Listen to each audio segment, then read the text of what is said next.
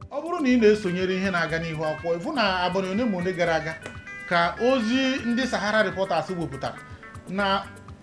ụmụ nwaanyị ụmụ agbọghọ na-abụ ama ngwa ụmụ agbọghọ ka ụmụ nwaanyị esi na Kaduna bubata na ha ruru ofu onye wee nwụọ na biya mana ịnwụ ahụ abụghị nsogbu na enweghị ezinụlọ a na-enweghị ozu ganegoro n'ime ya kama na ebe nsogbu n'ọdịzi bụ na mgbe a na-ebupụta ozu ya bụ nwata nwaanyị na ọgba ọtọ ha wee sị gịnị ka ihe ọ na-eme na ọgba ọtọ ọ ga-abụ na mgbe ọnwụ bịara na ọnwụ si ya yipụsisi akwa ka a nene ka ọ ga-abụ na gịnị mere kedu ihe mewere o ji wee ya bụ ihe ji wee dakwasị ya n'ime be nwanne anyị nwoke nke ahụ bụrụ ofu ihe aka na-achọ ka agọpụta ọzọ wee bụrụ ndị mmadụ wee na-agazi ewepụta dịka ọ bụrụ na ị gaa na ihe na Facebook page nwanne anyị nwoke Charles Ogbu enwe nke o wepụtakwara tata ụlụtara m na n'afọ 2021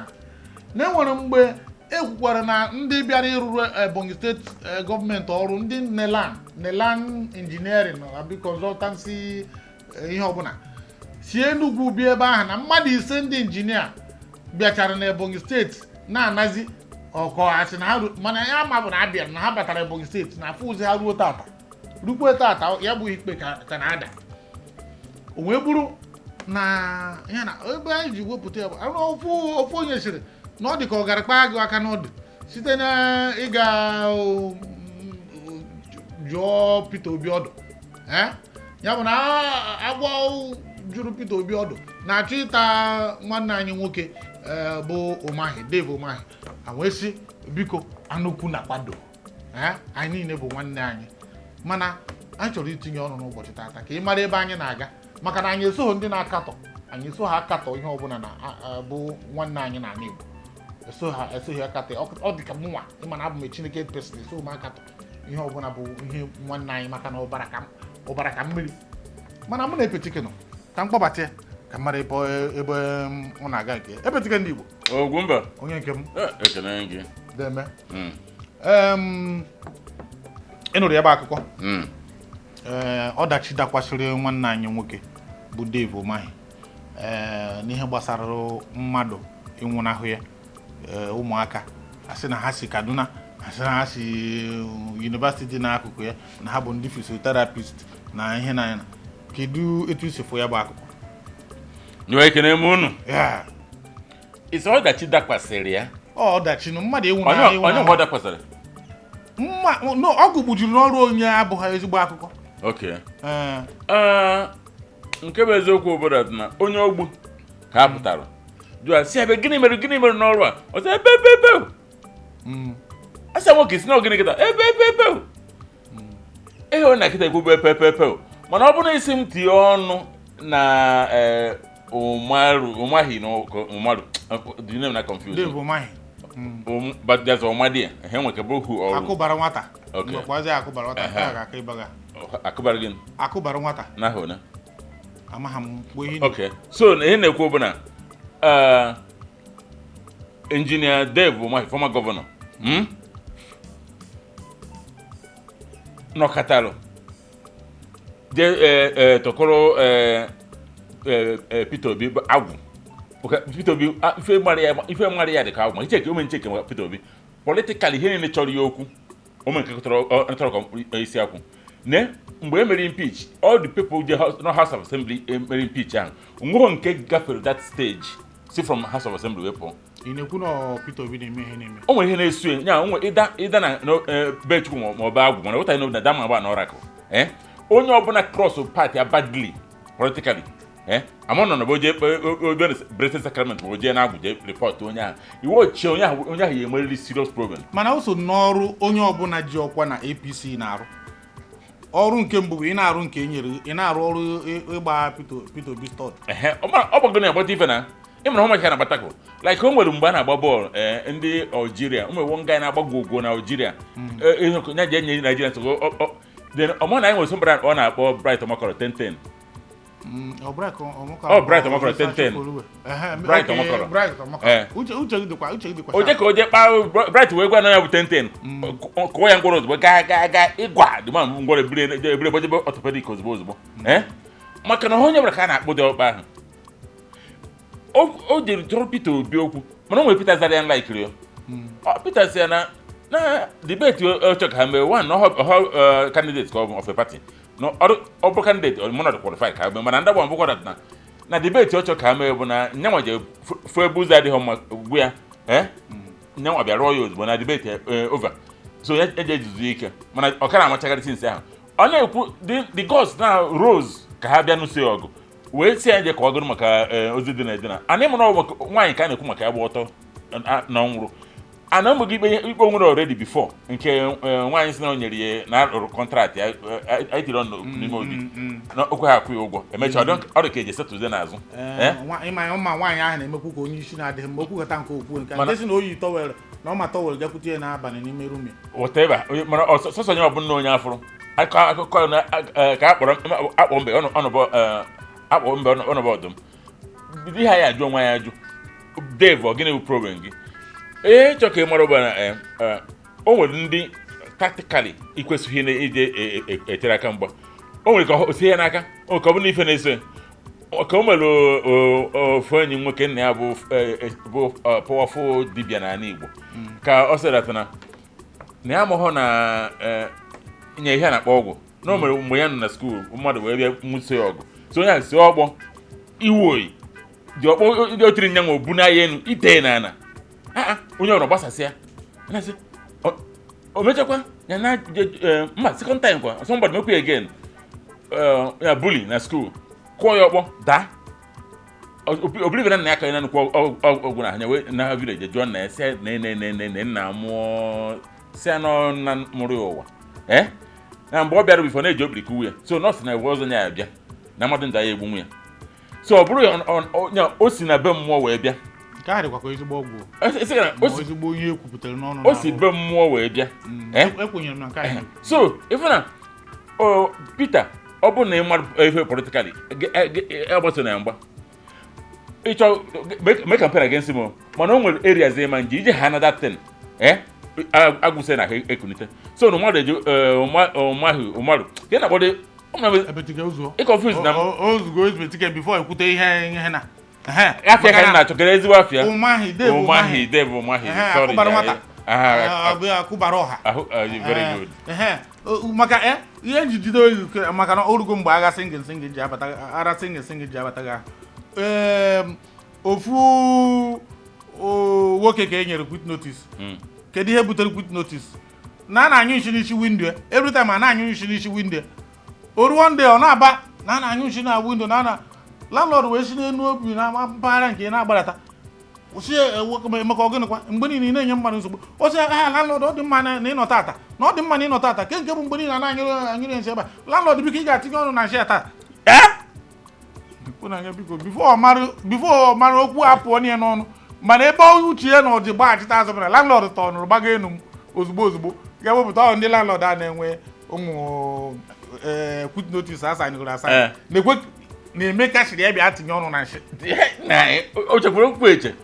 ịma na okwu Igbo na ọsị ya bịa tinye ọnụ na bịa tinye ọnụ n'okwu nsị a na okwu ya onye ka ndị na-eji ya adị ama ama maka ihe na-emezi kịta na adịkwa ama ama ka ọ ghara ịbụ ihe na mana ọkwụfụ ihe ekwuru ihe Epetike kwuru kịta ọ eziokwu enwere ndị gwọtara emente eme imo o si na chi ha bịa ọkwụfụrụ etu anụ kịta na nchọghị okwu ikpe ga-ama m mana ọ bụrụ na m achọghị ịbịa chọwa m enwere ihe na-anụ ọgụ n'ime mmụọ emente emi mmụọ ya bụ na ife ilie na onye dị etu a na ị ga-aga mee ya ihe n'afrị enwere ndị na-ama mme ihe n'afrị maka na mmụọ so ha nke bụ na mmụọ so ha ama nkwe ha mee ihe ọjọọ ine anya ndị ahụ adacha okwu ada aka obi emeni mmadụ ihe ga-eme mmadụ anya mmiri ọ bụrụ na o nwere etu o si mmejọ ọgụ kpam nyewa ga-ebu ụzọ bịa ya ọgụ mgbaghara mana imewu ya mmeferi ya na ụdị na imetaziri ya nke ihe na enwere mmụọ na-agbara ọgụ ịkpatara nkụ ahụ mgbere ga-abịara gị ọrịrị ya bụ adịkwa ama ama mana rute na ebe anyị na-ekwu bụ ihe gbasara nwanne anyị nwoke ọdachi rukwa eche mụa kwenyere na ọdachi lakwasịrị ya maka na mmadụ iwu na be mmadụ abụghị ezigbo ihe and etu o si na-ekwu bụ na ya bụ ihe mere kamgbe June wee gbachie ya kamgbe ahụ rukwe mgbe ndị Sahara Reporters amaghị m etu a na-echi echi imi na afụ ihe ụfọdụ ji wee break the news nya wee kwetesi na eziokwu ndị physiotherapist na-arụ ihe na enwere etu esi enye ndị mmadụ ndị physiotherapist dịka personal physiotherapist emeghị sekọnd nsị ga rụọ n'ụlọ ọga ọ bụ police escort ka ọ bụ gịnị nke ahụ ka nna ama ha mana ofu ihe m maara bụ enwere nwa agbọghọ onye Enugu be anyị mgbe ahụ na Jegunle ọ na-agba akwụna obi na ụlọ achawu mana ịfụ nwata ahụ pụta ọ mara ugwogwo mma mkpa afọ ya mana ama m onye Enugu onye Nkanụ enweghị ofu ụbọchị anyị na-akpa nkata nsị ọkwa ịma na ihe ama ha ndị be anyị ahụ ihe anyị na-eme na amakwa ha na ndị be anyị ahụ gịnị na-akpa ọ na-abịa ego anyị akwa anyị na-ere akwa mgbe ahụ na Jegunle nse na ọ mara ezigbote mma ọ bụghị ihe na ịma ndị be anyị na-amata mma nse na ihe anyị na-eme ọmaghakwana ndị be anyị ahụ afụnubeghị m nwaanyị isi na mpaghara ọ kachasị na be anyị na-amechi ọkụ na anụ ma amechi ọkụ na anụ ma amechi ụwa afụnubeghị m nwaanyị ji akwụna bụrụ mmadụ enwere ike nwere ndị ọ na-abara ọsị m brọda na anaghị achọkwa na Chineke mee ka nke aka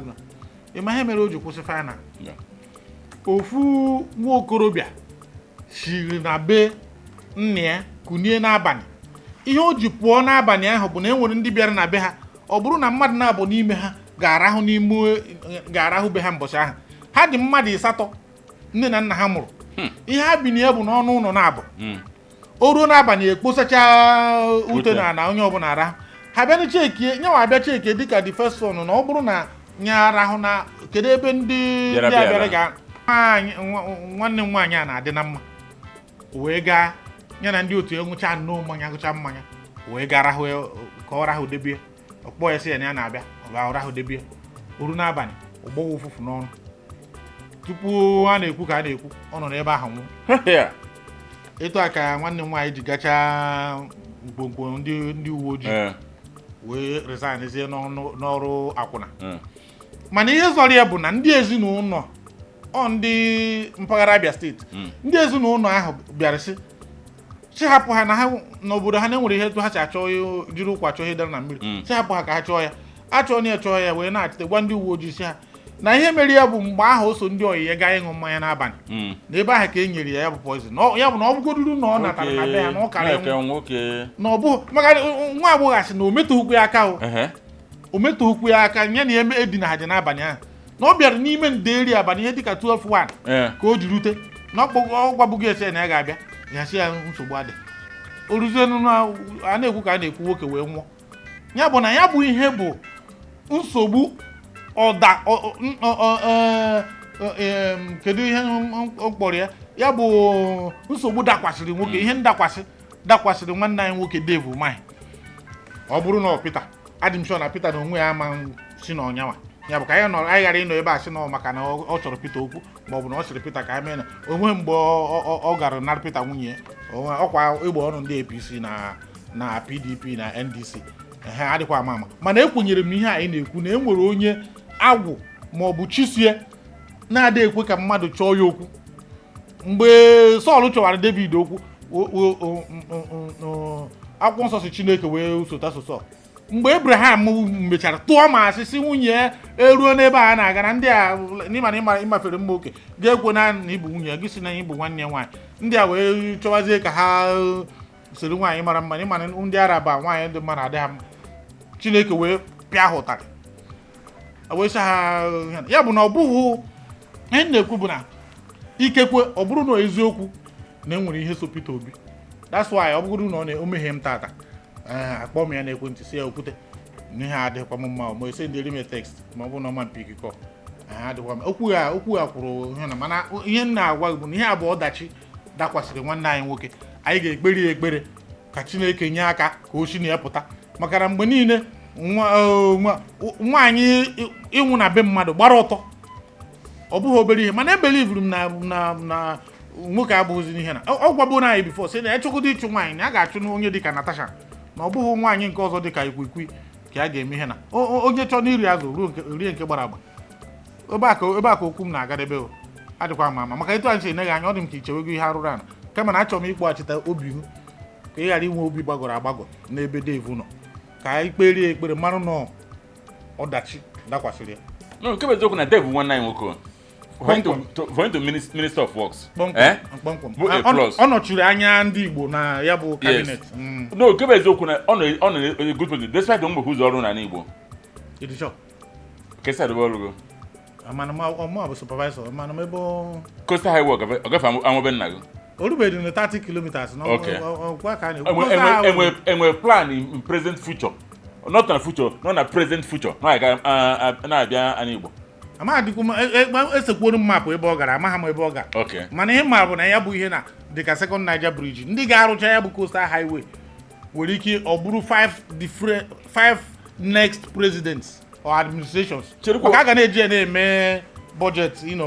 na-akapụkwa ụmụ ego a na-akapụ. Ewe n'iwu maka na ịmọgụ na okenye abịakwa na sometimes nature ọzaza na-abịa ghọtachazi mete. Biko onye ara ịbụ. Biko kọwagoro m ihe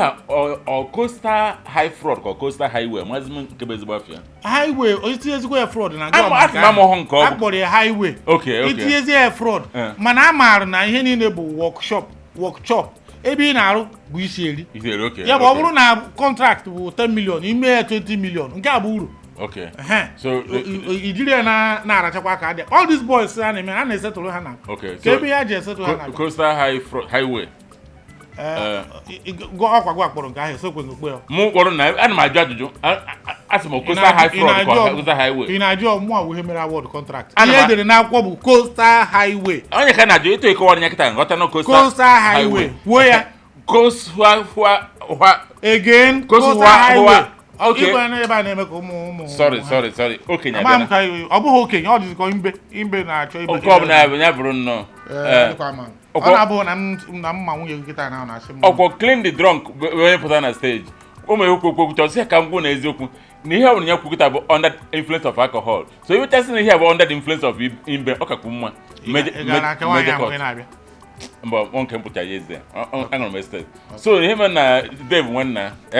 thank you very much. I'm sorry too. Condolence. Mana ihe nchọ ịgwa gị ebe dat na m. Ihe ọdachi dakwasị agụ according to UGWUMBA mụ akpọghị ọdachi. Bụ ka zọba onwe gị. Mana na ị na sensitive position. A sị na ndị oyibo si da a golden fish has no hiding place in a crystal ball. Nya azụ na-ata edo edobe na bottle glass ịma na-afọ anya onwe ebe ọ ya ezo position gị nọ na ya ndị kpọrọ ya si hiri nne ndị amụrụ na ya ewere enye onye Igbo hiri nne de ndị Igbo nwa na-ekpo ị na-represent as minister onwe high free mero maka na egode n'ugwu Onitsha express ọ na-abụ every year eweta one head pan nyachi ofu side akwasị na arụchawanye ebe ka ebe arụdobere mana nke m gbara apaghara nke arụ mgbara ọ dịkwa zam mba ebe arụrụ ebe arụ dị zam n'ọzọ ịmazi afọ eji arụchi maka na ọ na-abụrụ a na-arụ nka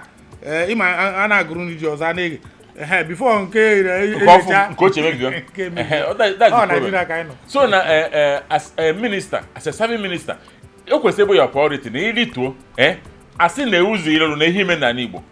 amechi ọrụ gịnị ma ọkwọpụtara kịta na no gịnị mezie ya otenwuru vice president ebe ọ sị na ihe abịara onye gbara bụ president na vice president emecha nye na Kenneth Okonkwo na-azụ onye bụ vice president mana na-ejide nke ahụ iche. So what I'm trying to say in essence is nwanne anyị nwoke Dave bido kịta maka na nke bụ eziokwu bụ na ọ na-akụ kwarapụ bido kịta ma ife ịrụpụta n'ala Igbo o mewe gọvanọ chịrị Anambra steeti ọ gbara afọ ọnụ ọ bụ n'afọ Akinete ma gwa gị ya ọ bịa chiba nnọọ chia ọnọkọta jee n'ụlọ ụka be ha Salvation Army kwara ya dobe na ya arụgharị ya ọnwa na mgbe na ndị amị na-ede ha mgbe ahụ anaghị na-echere akwụrụ gbara ọrụ 1 week ndị amị ma overthrow oche ha nche niile ọ kwatụ na chọọchị a na ego ejiri ego ndị steeti ime ndị be ha mere ya ọ nata n'ụlọ ewee kee nche ka nche kpọọ ya na ya join ndị nche former governor ịnwere mkpụtị ọgaranya ka o gbuo ya mma ayọkwodo ihe biko megide nọ politics na megide wee kwụọ faịnụ oje che nche ahụ maka na o merụ autonom ihe na-achị imecha ya pụọ ọ bụ na onweghị iru na Igbo nwanne ihe nkwe ezigbo ụgba ka nkọkwa ya ndị one Peter Obi aka enwe serious showdown as a governor maka ọ bịara face Anambra North na-alụ ụzọ na-alụ n'ụzọ link farm na-alụ na-arụ ọrụ ọkpaka na Anambra Central Talkless of Beha na first tenor Chiemeri Ebele ọba second tenor na-arụkwa ụmụnna wee jere na-egote ọchịnche na-egote anyị edobere ji wee che o wee chọpụta ihe mere na-eto a wee speed izi ụfọdụ ya ọ dịka less than 1 year to go o wee bidoro rụbazie ma central lụba ma be ha lọcha asị na nwoke ọ na-aka na maka ọ ka echekọta nche na agụrụ kama kwụsị bịa ibi ụlọ so what I'm trying to say bụ na n'anya onwe ihe eme gị kwefere ha n'azụ ọ dị ka learn something from people like Chuma Nzeribe mgbe ọ na House of Reps Chuma ahụ eme nkụja Chuma bụ eke ekita ife asị dat na ike na ụmụ ewuzi alụ na North ọnụ ya ọsọ ekwefuru ụzọ a na-arụ ya n'ala Igbo isam ọgbọ gị na-ata ya ozugbo enye ndị ebe a sị nye ndị ebe a enye ha ozugbo nwụrụ apịrị ya and then he was too active but since ekwe ka o ruo nso again maka na ọ na-azọ zọta nke ụmụnne ya nke work minister ka ihe na-ese erugokọta n'ala Igbo kaba ahụ lụọla anya ofe ihe kaba ahụ lụọ ofe ihe ya eji ocheta gị ha mewu coastal highway because na coastal highway anyị madat na ọman work like ihe Ogwumba kwuru na nwere ike rote coastal highway ahụ nko Badagry Benin expressway ndị ga na-arụgo nke ha Togo arụgo nke fa Benin Benin arụgo nke fa mana nke Nigeria bụ every 10 years alụọ 2 kilomita gosi that na ihe nzuzu dị anyị n'ahụ so ekwena ka ọ dịghị etu a kaba ahụ lụọ something ya bụ ihe biditu echi niile apụtara anaghị ịtọ na onye bụ onye nke anyị ka ọ bụ ihe dabara gịnị esikwa gị ndo mana m ụnụ ma ekenekwe m